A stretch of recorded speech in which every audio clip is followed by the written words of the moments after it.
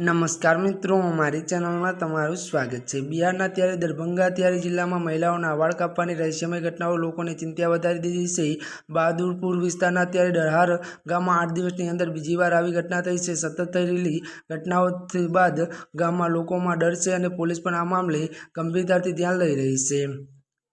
તાજેતરનો કિસ્સો ડરહાર ગામમાં અત્યારે બન્યો છે। અહીંયા શિક્ષક દંપતી સુમન કુમાર ચૌધરીના ઘરમાં મોડી રાત્રે કોઈ ઘૂસી ગયું હતું। પરિવારનો આરોપ છે કે બદમાશોએ તેમની દીકરીના વાળ કાપી નાખ્યા। આ ઘટના બાદ આખા ગામમાં હડકંપ મચી ગયો। આજુબાજુના લોકો પણ ઘટના સ્થળે પહોંચી ગયા।